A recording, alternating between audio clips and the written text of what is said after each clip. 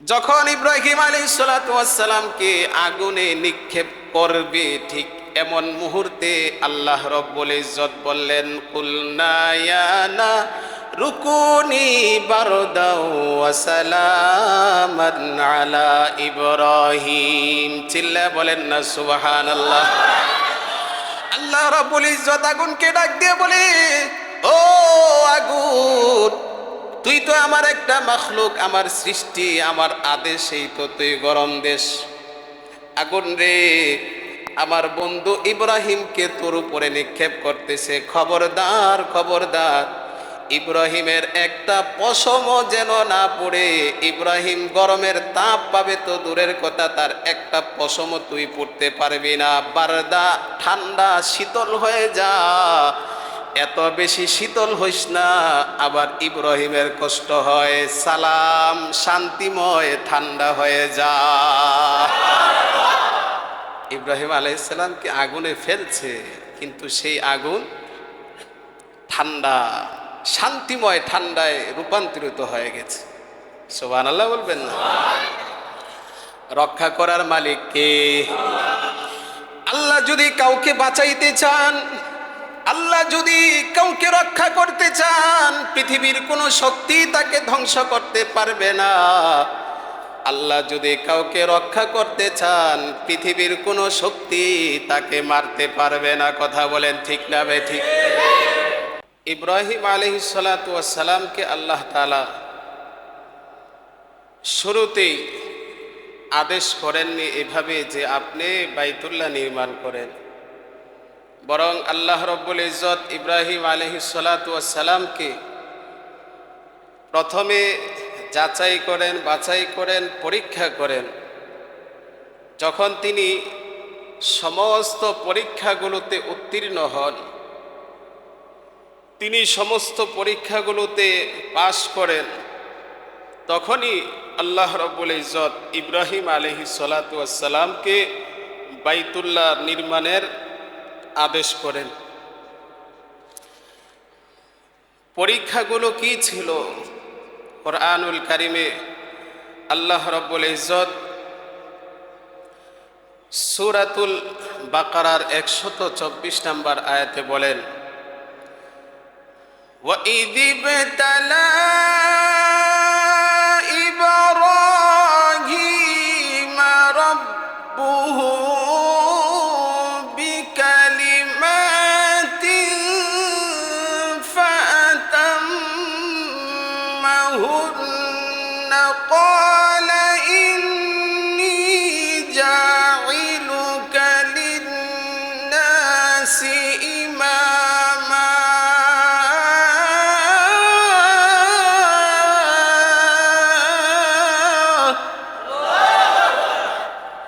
কুরআনুল কারিমের সূরাতুল বাকারার 124 নম্বর আয়াতে আল্লাহ রব্বুল ইজ্জত বলেন, যখন ইব্রাহিমকে তার প্রতিপালক কিছু বিষয়ের পরীক্ষা নিলেন। কালিমা শব্দের অর্থ শব্দ, কিন্তু এখানে মুফাসসিরিনে কেরাম বলেন যে এই কালিমাত এর উদ্দেশ্য হলো কিছু বিষয়ের পরীক্ষা, বা যেই বিষয়গুলো আল্লাহ তাআলা পরীক্ষা নিয়েছেন এই কালিমার দ্বারা ওই বিষয়গুলো উদ্দেশ্য। কি কি বিষয়ে পরীক্ষা নিয়েছেন এই বিষয়ে মুফাসসিরিন কেরামদের মধ্যে দুইটা মত রয়েছে। কোন মুফাসসির বলেন আল্লাহ রব্বুল ইজ্জত ইব্রাহিম আলাইহিস সালাতু ওয়াস সালামকে তিনটা বড় বড় পরীক্ষা করেছিলেন। কোন মুফাসসির বলেন কালিমার দ্বারা আসলে পরীক্ষা উদ্দেশ্য না, বরং এই কালিমার দ্বারা ইব্রাহিম আলাইহিস সালাতু ওয়াস সালামকে আল্লাহ রব্বুল ইজ্জত 10টা গুণ দান করেছিলেন, 10টা বৈশিষ্ট্য দান করেছিলেন, সেই 10টা বৈশিষ্ট্য উদ্দেশ্য। তাহলে কোন মুফাসসির বলেন কালিমার দ্বারা উদ্দেশ্য হলো ইব্রাহিম আলাইহিস সালামকে যে আল্লাহ তাআলা 10টা বড় বড় পরীক্ষা করেছিলেন সেগুলো উদ্দেশ্য। আর কোন মুফাসসির বলেন আসলে ওই পরীক্ষাগুলো উদ্দেশ্য না, বরং ইব্রাহিম আলাইহিস সালাতু ওয়াস সালামকে আল্লাহ তাআলা 10টা বিশেষ গুণ দান করেছিলেন, সেই 10টা বিশেষ গুণ উদ্দেশ্য। আমার ভাইরা, ইব্রাহিম আলাইহিস সালাতু ওয়াস সালামকে আল্লাহ তাআলা তিনটা বড় বড় পরীক্ষা করেছিলেন। কি পরীক্ষা সেগুলো? এর আলোচনা আল্লাহ রাব্বুল ইজ্জত কোরআনুল কারীমের সূরা আম্বিয়ায় কিছু করেছেন, সূরা সফফাতে কিছু আলোচনা করেছেন। সূরা সফফাত ৩০ নম্বর পারায় এই সূরাতে পরীক্ষার প্রাথমিক যেই অবস্থাগুলো, প্রথম যেই পরীক্ষাটা, সেই পরীক্ষার মোটামুটি বিস্তারিত আলোচনা আল্লাহ তাআলা এখানে করেছেন। আল্লাহ রাব্বুল ইজ্জত বলেন, ইয জাআ রাব্বাহু বিকলবিন সালিম। ইব্রাহিম যখন তার প্রতিপালকের কাছে সন্তুষ্ট চিত্তে আগমন করেন, তথা ইব্রাহিম আলাইহিস সালাতু ওয়াস সালাম তিনি জন্মগ্রহণ করার পরে যখন তার বুঝ হয়, বুঝ হওয়ার পর থেকে তিনি দেখতেছিলেন তার আশপাশের লোকজন, এমনকি তার মা বাবা, তার আত্মীয় স্বজন সকলে মূর্তি পূজায় লিপ্ত। সকলেই তারা মূর্তি পূজায় লিপ্ত, তারা মূর্তির পূজা করত, মূর্তি উপাসনা করত। ইব্রাহিম আলাইহিস সালাতু ওয়াস সালামকে তার পিতা এবং তার আত্মীয় স্বজন যারা ছিল সকলেই তাকে অনেকভাবে বুঝিয়েছে। তিনি সকলের সাথে সাধারণভাবে তারা যেভাবে পূজা করত তিনি সেটা করতেন না। তো স্বাভাবিকভাবে সকলেই তাকে বুঝিয়েছেন যে তুমি কেন পূজা করো না, তুমি কেন মূর্তি পূজায় আসো না। ইব্রাহিম আলাইহিস সালাতু ওয়াস সালাম তিনি তো ছিলেন আল্লাহ তাআলার বন্ধু, তিনি তো হবেন ভবিষ্যৎ নবী। আল্লাহ তাআলা তাকে কুদরতিভাবে সমস্ত অন্যায় কাজগুলো থেকে ছোটকাল থেকেই হেফাজত করেছে, এবং সমস্ত নবীদের ক্ষেত্রেই আল্লাহ তাআলা এমনটা করেছে।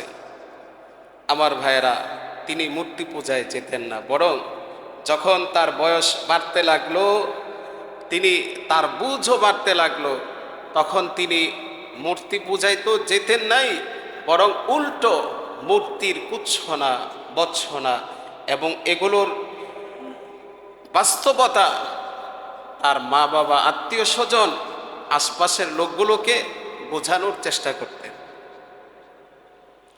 কিন্তু তারা এত অন্ধকারে নিমজ্জিত ছিল, এত পাপাচারে নিমজ্জিত ছিল, ইব্রাহিম আলাইহিস সালাতু ওয়াস সালামের কথা তারা বুঝতো না। অনেকে বুঝেও না বুঝার বান ধরত। যারা বুদ্ধিমান ছিল তারা তার কথা বুঝতো যে একজন এলাহ, একজন প্রতিপালক, একজন আল্লাহ, একজন রব আছেন। এ কথা যখন ইব্রাহিম আলাইহিস সালাতু ওয়াস সালাম বলতেন তখন অনেকে বুঝতো, বুঝেও না বুঝার বান ধরত। একদিনকার ঘটনা, ইব্রাহিম আলাইহিস সালাতু ওয়াস সালামের জাতি তারা নির্দিষ্ট দিনে, বছরের কয়েকটা নির্দিষ্ট দিনে তারা মেলা করত। এখন যেমন হিন্দুদের মেলা দেখা যায়, ওই সময় তারাও মেলা করত এবং তারা ওই দিনগুলোতে বিশেষভাবে মূর্তি পূজা করত। যখন তাদের মেলার সময় হলো, মেলায় যাবে, সকলে রওনা দিছে। ইব্রাহিম আলাইহিস সালামকে তার আত্মীয় স্বজন, মা বাবা, তারা বলল যে ইব্রাহিম তুমিও চলো আমাদের সাথে। ইব্রাহিম আলাইহিস সালাম তিনি না করে দিলেন, বললেন যে না, আমি যাব না। একথা বলে তিনি রয়ে গেলেন, তারা চলে গেল। বাড়ি একেবারে ফাঁকা এবং এলাকাতে একেবারে দুর্বল শ্রেণীর লোকগুলো ছাড়া আর কেহ নাই। ইব্রাহিম আলাইহিস সালাতু ওয়াস সালাম তিনি ফারাগ ইলা আলিহাতিহিম, তাদের উপাসনালয়ে গেলেন, গিয়ে মূর্তিদের সাথে কথা বলতেছে, জিজ্ঞাসা করতেছেন গিয়ে তোমরা কেমন আছো, কাইফা হালুকুম, তোমাদের কি অবস্থা। কিন্তু মূর্তি কি আর কথা বলতে পারে? তো ইব্রাহিম আলাইহিস সালাম বলতেছেন ফাকাল আলা তাকুলুন। তিনি যাওয়ার সময় কিছু খাবারও নিয়ে গিয়েছিলেন এবং ওই যে মূর্তিদের সামনে তারা খাবার দিয়ে গিয়েছিল, সেই খাবার ইব্রাহিম আলাইহিস সালাম গিয়ে বলতেছে যে তোমরা খাও না কেন, এই খাবার নষ্ট হচ্ছে, এত খাবার এখনো দেখেন না খাবার দেয়, মাজারের ভিতরে খাবার দেয়, যে মারা গেছে তাকে কি দেয়, খাবার দেয়, দেয় কি দেয় না? হ্যাঁ, তো এই খাবার খায় কি? মাজারের ভিতরে টাকা দেয়, এই টাকা নেয় কি? যাকে দেওয়া হচ্ছে তিনি কি আসলে খাচ্ছেন? কি কথা বুঝেন না? মৃত ব্যক্তির মাজার, সেখানে টাকা দেওয়া হয়, সেখানে হ্যাঁ বিভিন্ন ধরনের ফলমূল দেওয়া হয়, তো সেগুলো কি যাকে দেওয়া হচ্ছে তিনি খেতে পারছেন? খেতে পারছেন। অন্য যারা আছে আশপাশে তারা লুটপাট করে সব খাচ্ছে। তো মূর্তির সামনেও যারা মূর্তি পূজা করে তারা বিভিন্ন ধরনের খাবার মান্যত করে সেগুলো এনে রেখে দেয়, এখনো এই রীতি আছে। তো তখনও ছিল। ইব্রাহিম আলাইহিস সালাম গিয়ে বললেন, এই কি ব্যাপার, তোমাদের কি হলো, তোমরা এগুলো খাচ্ছ না কেন? ফাকালা আলা তাকুলুন, কেন খাচ্ছ না, কি হয়েছে তোমাদের? যখন কোনো কথাবার্তা বলে না, বলবে না তো স্বাভাবিক, তিনিও বুঝতেছেন, তারপরেও জিজ্ঞাসা করতেছে। যখন কথাবার্তা বলে না, বলতেছেন মা লাকুম লা তানতিকুন, কি হলো তোমাদের, তোমরা তো কোনো কথাও বলছো না। ফারাগ আলাইহিম দরবাম বিল ইয়ামিন, ইব্রাহিম আলাইহিস সালাম শরীরে রাগ উঠে গেছে, কথাও বলস না, খাস না, তো তোগরে মানুষ পূজা করে কেমনে, দাঁড়া। এরপরে শরীরে উঠছে রাগ, তিনি সজোরে আঘাত মারছেন মূর্তির মধ্যে, আঘাতে আঘাতে সবগুলো মূর্তি ভেঙ্গে চুরমার। কাজ তো একটা হয়ে গেল। এই মূর্তিকে যারা পূজা করত, মূর্তিগুলোকে, তারা তো এগুলোর প্রতি অনেক বিশ্বাস করত এবং তারা এগুলোকে পূজা করত, অনেক সম্মান করত। ইব্রাহিম আলাইহিস সালাম যে কাজ করছেন, তিনি কি ভয় পাইতেন তাদেরকে? যদি ভয় পাইতেন তাইলে তো কোনোদিন করতেন না। হ্যাঁ, এখান থেকে আমাদের শিখার বিষয়, ইব্রাহিম আলাইহিস সালাম এই কাজ করেছেন, তিনি আল্লাহর উপর পূর্ণ ভরসা রেখেছেন যে আল্লাহকে সামনে রেখে, যে আল্লাহর জন্য আমি এই কাজ করতেছি, অবশ্যই সে আল্লাহ আমাকে হেফাজত করবে। এখান থেকে আমাদের শিক্ষা, হকের কথা, হকের বিষয়, হকের কাজ করতে আল্লাহ ছাড়া কাউকে ভয় পাওয়া যাবে না। যেটা হক কথা, যেটা সত্য কথা, সেটা সাবলীল ভাষায় এবং সুন্দর ভাষায় সেটা বলেই যেতে হবে। যদি আল্লাহকে সাক্ষী রেখে, আল্লাহর উপরে ভরসা রেখে কেউ সত্য বলে, তাহলে অবশ্যই ঝড় ঝাপটা যদি আসেও আল্লাহ তাআলা সমস্ত ঝড় থেকে তাকে হেফাজত করবে। আমার ভাইয়েরা, ইব্রাহিম আলাইহিস সালাম তো কাজ তো করেই ফেললেন, মূর্তি ভেঙ্গে চুরমার, মেলা শেষ, বাড়িতে আসছে। ফারাগা ফাআকবালু ইলাইহি ইয়াজিফুন, সবাই ভীত সন্ত্রস্ত, কাঁপতে কাঁপতে কাঁপতে কাঁপতে, তার জাতি কাঁপতে কাঁপতে, যে কি হলো, তাদের মূর্তিগুলো ভেঙ্গে চুরমার হয়ে গেল। বাড়িতে তো শক্তিশালী লোক হিসাবে ইব্রাহিমে ছিল, যুবক, এছাড়া তো আর কেহ নাই, কেহ তো এই কাজ করার কথা না। তারপরেও যেহেতু দেখে নাই সরাসরি, ইব্রাহিমকে তো যে সরাসরি বলাও যাবে না, তো গেছে ভীত সন্ত্রস্ত, কাঁপতে কাঁপতে গেছে, ভয়ে ভয়ে যা বলতেছে যে কি ব্যাপার ইব্রাহিম, এই মূর্তিগুলোর এই অবস্থা কে করছে? ইব্রাহিম আলাইহিস সালাতু ওয়াস সালাম তিনি বললেন, তোমরা যে মূর্তিগুলোর পূজা করতে, তাদেরকে গিয়ে জিজ্ঞাসা করো, তাদেরকে গিয়ে জিজ্ঞাসা করো, তারাই তো বলবে। তো তারা বলল যে তারা তো কথা বলতে পারে না।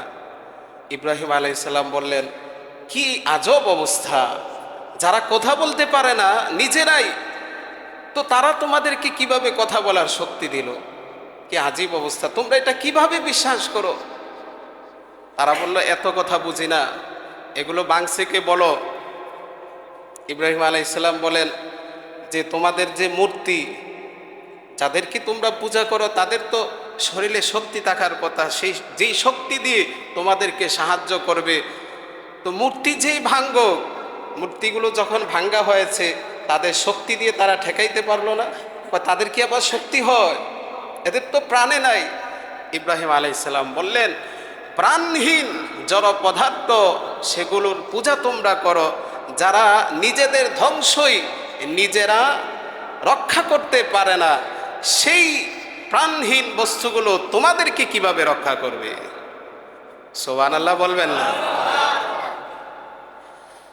আমার ভাইরা, আমার বন্ধুগণ, ইব্রাহিম আলাইহিস সালাতু ওয়াস সালাম একে একে যুক্তি দিতে দিতে সমস্ত যুক্তি যখন শেষ হয়ে যায়, যখন তাদের আর কোনো প্রশ্ন থাকে না, ইব্রাহিম আলাইহিস সালাতু ওয়াস সালাম এবার বলেন, ক্বালা আতা'বুদুনা মা তানহিতুন।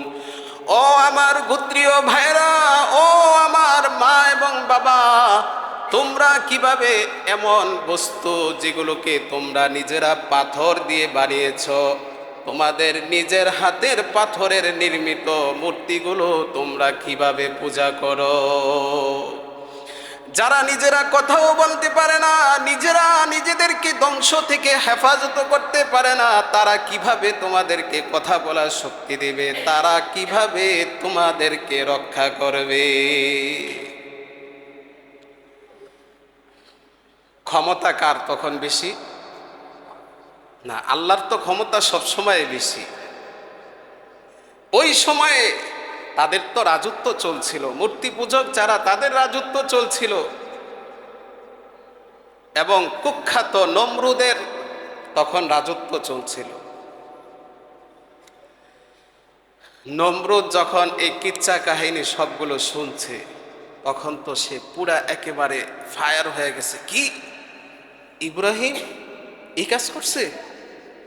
এটা তো কোনোদিন মেনে নেওয়া যায় না। তাকে বুঝিয়েছো তোমরা? সকলে বলছে, হ্যাঁ অনেক বুঝাইছি, কিন্তু সে আমাদের বুঝ মানতে রাজি না, উল্টা আমাদেরকে বুঝায়, এক আল্লাহর দাওয়াত দেয়, মানুষদেরকে, লোকদেরকে দাওয়াত দেয় একাত্মবাদের।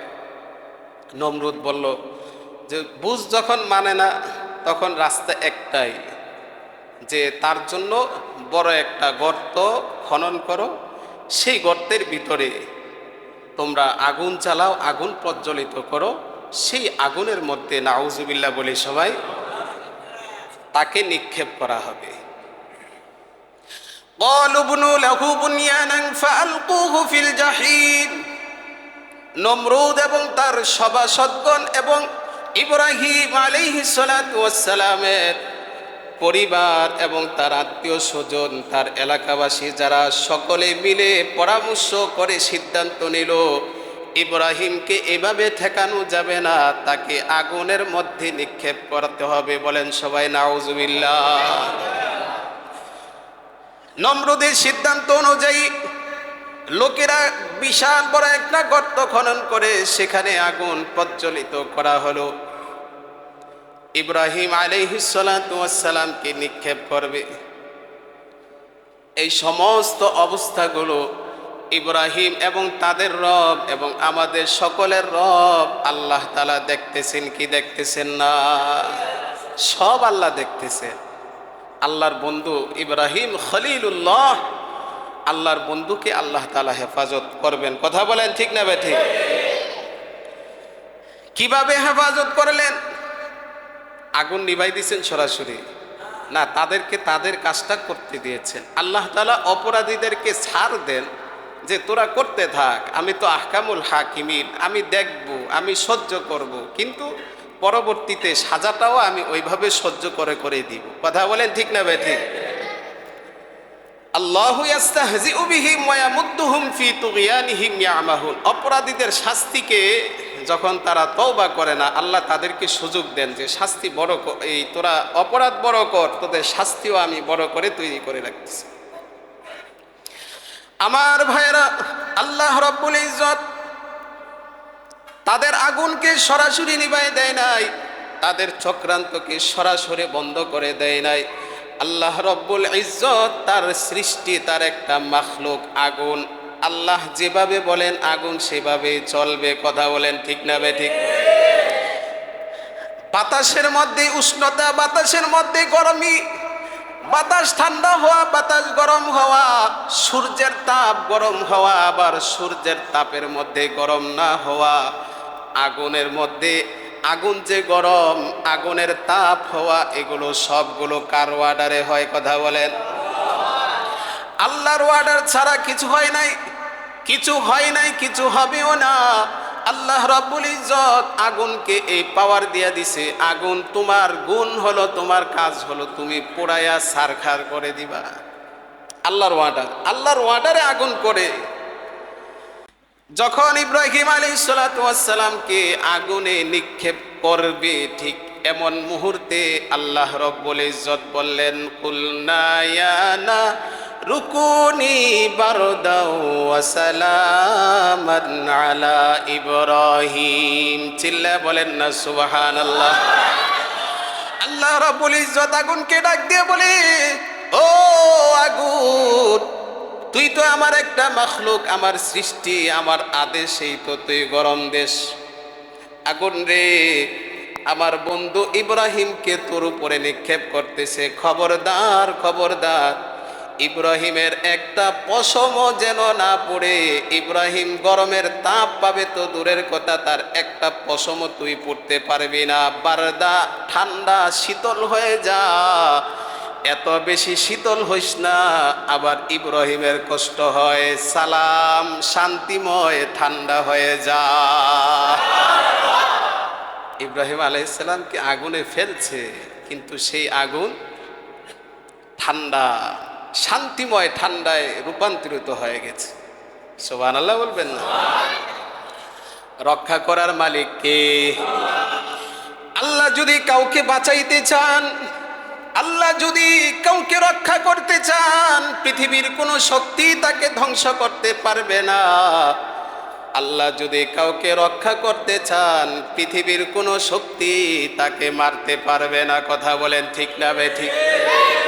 ইব্রাহিম আলাইহিস সালাম তিনি আগুনে বসে রইলেন, তারা দেখে হা হা করে আছে।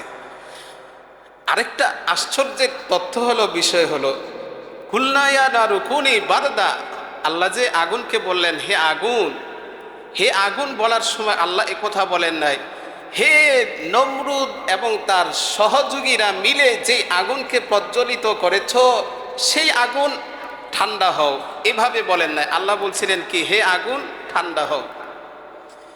এই যে মুতলাকভাবে, সাধারণভাবে বলার কারণে ওই সময় পুরা পৃথিবীতে যত জায়গায় আগুন ছিল সব ঠান্ডা হয়ে গেছে। নমরুদের চুলার আগুন যেটা, ওইটাও ঠান্ডা হয়ে গেছে। সুবহানাল্লাহ। তারা এই পর্যায়ে এই কাজে তারা বিফল হলো। পরবর্তীতে ইব্রাহিম আলাইহিস সালাতু ওয়াস সালামকে তিনি যখন এই পরীক্ষায় উত্তীর্ণ হলেন, আগুনে ঝাঁপ দিয়ে তিনি যখন, আল্লাহ তাআলার এই প্রথম পরীক্ষা ছিল তার এটা উত্তীর্ণ হলেন, তখন আল্লাহ তাআলা ইব্রাহিম আলাইহিস সালামকে আদেশ করলেন যে, ইব্রাহিম, তুমি এবার তোমার এই দেশ ছেড়ে দ্বিতীয় পরীক্ষা শুরু, তোমার মাতৃভূমি ছেড়ে তুমি সিরিয়ায় চলে যাও।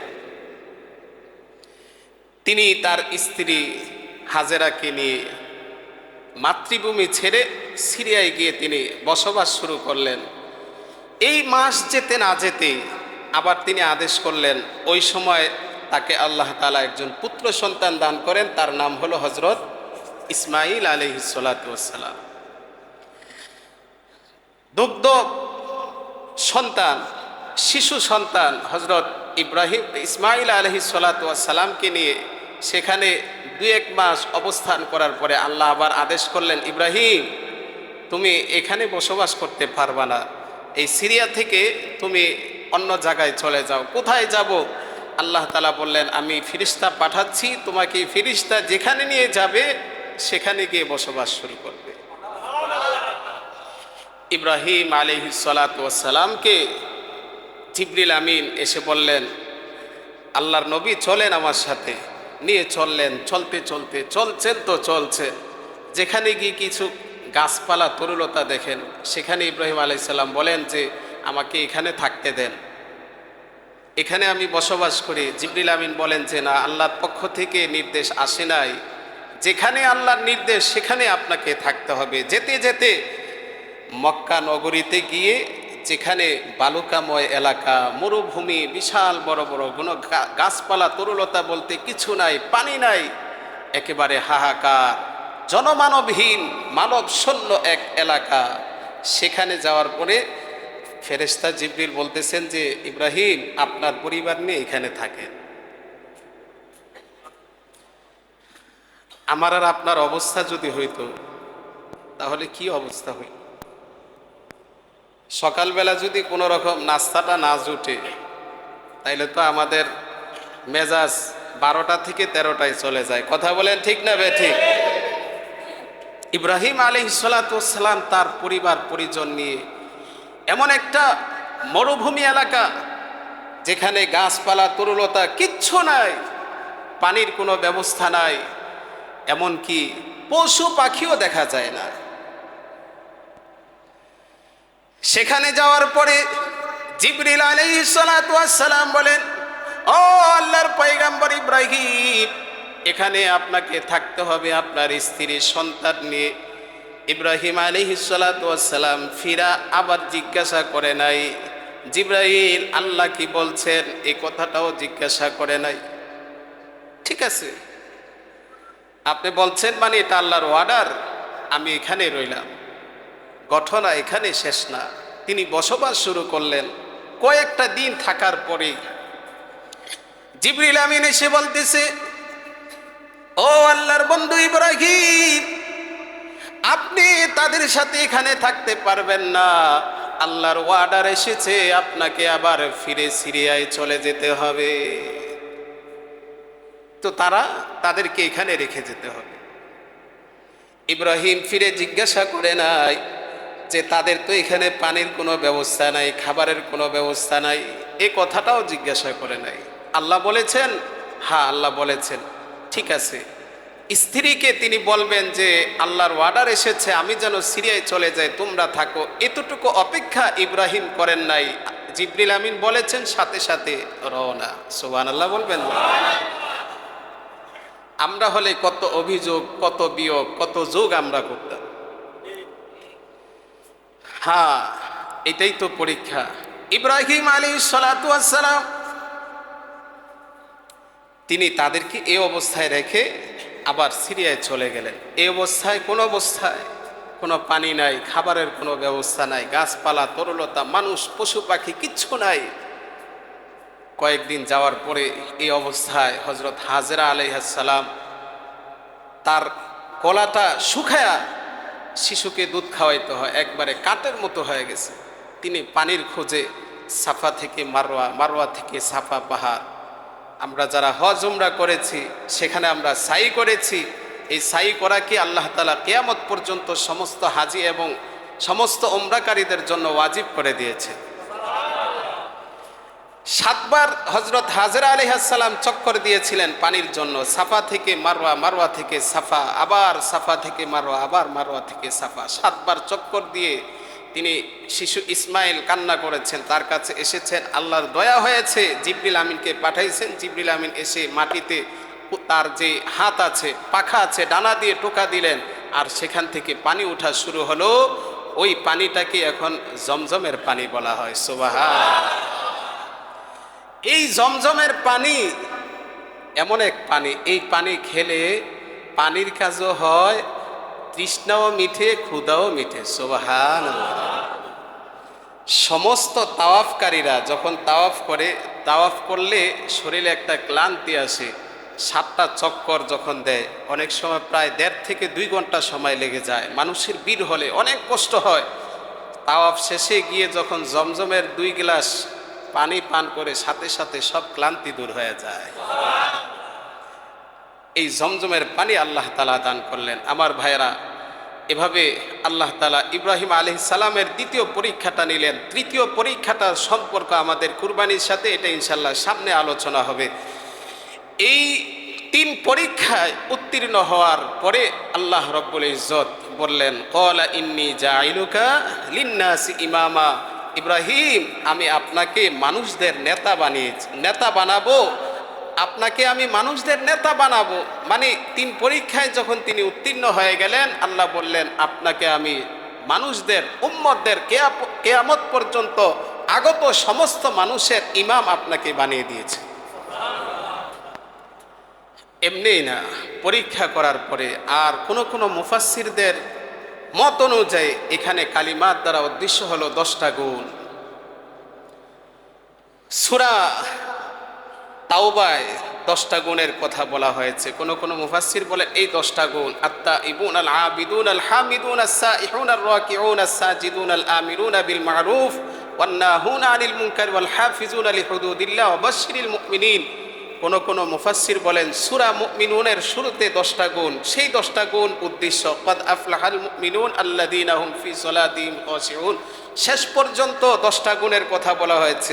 কোনো মুফাসসির বলেন যে সূরা আহজাবে 10টা গুণের কথা বলা হয়েছে, ইন্নাল মুসলিমিনা ওয়াল মুসলিমাতি ওয়াল মুমিনিনা ওয়াল মুমিনাতি ওয়াল কানিতিনা ওয়াল কানিতাত, এই 10টা গুণ হলো উদ্দেশ্য। যাই হোক, এই 30টা গুণের সারমর্ম মোটামুটি এক, যার ফলে আমরা বলতে পারি যে আল্লাহ রাব্বুল ইজ্জত ইব্রাহিম আলাইহিস সালাতু ওয়াস সালামকে এই ইমামতির এবং এই মসজিদ বাইতুল্লাহ এটার কাজ, এটার নির্মাণাধীন কাজ করার উপযোগী হওয়ার জন্য আল্লাহ রাব্বুল ইজ্জত হযরত ইব্রাহিম আলাইহিস সালাতু ওয়াস সালামকে 10টা গুণ অর্জন করার কথা বলেছে। কয়টা গুণ? যখন ইব্রাহিম আলাইহিস সালাতু ওয়াস সালাম 10টা গুণ অর্জন করলেন, তখনই আল্লাহ রাব্বুল ইজ্জত বাইতুল্লাহ নির্মাণের দায়িত্ব ইব্রাহিমকে দান করলেন এবং বাইতুল্লাহকে দেখাশোনা করার দায়িত্ব আল্লাহ তাআলা হযরত ইব্রাহিম আলাইহিস সালাতু ওয়াস সালামকে এবং ইসমাইল আলাইহিস সালাতু ওয়াস সালামকে দান করলেন। আমার ভাইরা, এই বাইতুল্লাহর শাখা প্রশাখা আমাদের এই মসজিদগুলো, আমরাও যারা এই মসজিদগুলোর দায়িত্বে থাকি, আমাদেরও কিছু নীতিমালা বিধিনিষেধ আল্লাহ রাব্বুল ইজ্জত কোরআনুল কারিমে দিয়ে দিয়েছেন, কিছু গাইডলাইন আমাদেরকেও আল্লাহ তাআলা দিয়ে দিয়েছেন। আল্লাহ রাব্বুল ইজ্জত অন্য এক আয়াতে বলেন, ইন্নামা ইয়া'মুরু মাসাজিদাল্লাহি মান আমানা বিল্লাহি ওয়াল ইয়াউমিল আখিরি ওয়া আকামাস সালাহ ওয়া আতাজ যাকাত ওয়া লাম ইয়াখশা ইল্লাল্লাহ। 5টা গুণ যে অর্জন করতে পারে সেই মসজিদ এবং মসজিদের ব্যবস্থাপনার কাজের সাথে নিয়োজিত থাকতে পারে। সেই 5টা গুণ কি? আল্লাহ বলেন, ইন্নামা ইয়া'মুরু মাসাজিদাল্লাহ মান আমানা বিল্লাহ, যে আল্লাহর প্রতি পূর্ণাঙ্গ বিশ্বাস রাখে, ওয়াল ইয়াউমিল আখির, এবং পরকালের প্রতি পূর্ণ বিশ্বাসী হয়, ওয়া আকামাস সালাহ, এবং নামাজ কায়েম করে, ওয়া আতাজ যাকাত, যাকাত আদায় করে, ওয়া লাম ইয়াখশা ইল্লাল্লাহ, ঈমান আনতে গিয়ে, আখিরাতের প্রতি ভয় করতে গিয়ে, নামাজ আদায় করতে গিয়ে, যাকাত আদায় করতে গিয়ে, ওয়া লাম ইয়াখশা ইল্লাল্লাহ, আল্লাহ ছাড়া কাউকে ভয় করে না। এই 5টা গুণ অবশ্যই আমরা যারা মসজিদের দায়িত্বে থাকতে চাই, থাকবো, অথবা দ্বীনি প্রতিষ্ঠানগুলোতে আমরা কাজ করতে চাই, আমাদের অবশ্যই থাকা দরকার। কথা বলেন ঠিক না বেঠিক? আমার যদি মসজিদের সাথে সম্পর্ক থাকে, তাহলে না আমি মসজিদের ভালো মন্দটা বুঝবো। যদি এমন হয় যে আমার মসজিদের সাথে কোনো সম্পর্ক নাই, তো মসজিদ কি চায়, আল্লাহর ঘর কি চায়, তার কি প্রয়োজন, আমি সেটা কিভাবে বুঝবো? এই জন্য আল্লাহ বললেন যে যারা মসজিদের কাজ করতে চায় তারা যেন নামাজি হয়, ওয়া আকামাস সালাহ, তারা যেন নামাজ কায়েম করে নিজে এবং অন্যদেরকেও নামাজ কায়েম করানোর প্রতি উৎসাহিত করে। আমার ভাইরা, দায়িত্ব শুধু নিলেই হলো না, দায়িত্ব নেওয়ার নামেই দায়িত্ব না, দায়িত্ব করার নাম দায়িত্ব। আমাদের বর্তমানের যে হালত চলছে, সেই হালতগুলো আমাদের সকলের সামনে স্পষ্ট। আমরা এখন কি করছি, আমাদের কি করা দরকার ছিল? মসজিদকে আমাদের জান প্রাণ, অন্যান্য আমাদের সন্তান, স্ত্রী, পরিবার, পরিজন, তাদের থেকে তো অবশ্যই মসজিদকে বেশি ভালোবাসার দরকার ছিল, এমনকি নিজের প্রাণের চাইতেও বেশি ভালোবাসার দরকার ছিল। কিন্তু দেখা যায় আজকে আমরা যারা দায়িত্বে থাকি তাদেরও কোনো খোঁজখবর থাকে না। এই জন্য আমার ভাইরা, ইব্রাহিম আলাইহিস সালাতু ওয়াস সালামকে আল্লাহ রাব্বুল ইজ্জত যে দায়িত্ব দিয়েছিলেন, তাকে এই বিশেষ বৈশিষ্ট্য গুণাবলী এগুলো অর্জন করানোর পরেই কিন্তু দায়িত্ব দিয়েছিলেন। কথা বলেন ঠিক না ঠিক? আমরাও যেন এই বিশেষ বৈশিষ্ট্যগুলো, বিশেষ করে আমরা যারা দায়িত্বে থাকি, আমরাও যেন এই বৈশিষ্ট্যগুলোকে পরিপূর্ণভাবে অনুসরণ করি, অনুধাবন করি এবং সেগুলোকে নিজেদের মধ্যে ফিট করার চেষ্টা করি। আমার ভাইয়েরা, হযরত ইব্রাহিম আলাইহিস সালাতু ওয়াস সালামের এই নির্মাণাধীন ভুবন বাইতুল্লাহ, সেটা দীর্ঘ যুগ পর্যন্ত ছিল, দীর্ঘদিন পর্যন্ত ছিল। সেটা নষ্ট হওয়ার পরে বনু জুরহুম গোত্র তারা এটাকে আবার পুনর্নির্মাণ করেন। তাদের নির্মাণাধীন ভুবন নষ্ট হওয়ার পরে বনু আমালিকা নামে একটা গোত্র তারা নির্মাণ করেন। তাদের নির্মাণ ধ্বংস হয়ে যাওয়ার পরে পরবর্তীতে এটাকে কুরাইশ বংশের লোকেরা আবার পুনরায় রসুল সাল্লাল্লাহু আলাইহি সাল্লামের যুগে নির্মাণ করেন। রসুল সাল্লাল্লাহু আলাইহি সাল্লামের যুগের পরে একটা কারণে পুনরায় আবার আব্দুল্লাহ বিন জুবায়ের, যিনি আয়েশা রাদিয়াল্লাহু তাআলা আনহার ভাগ্নি ছিলেন, তিনি নির্মাণ করেন। পরবর্তীতে হাজ্জাজ বিন ইউসুফ, যিনি মক্কা এবং মদিনার খলিফা ছিলেন, তিনি আবার এটাকে নির্মাণ করেন। এখন আমরা যে বাইতুল্লাহ দেখতে পাচ্ছি সেটা হাজ্জাজ বিন ইউসুফ তিনি যেভাবে নির্মাণ করে গিয়েছিলেন ঠিক ওইভাবে এখন আমরা দেখতে পাচ্ছি।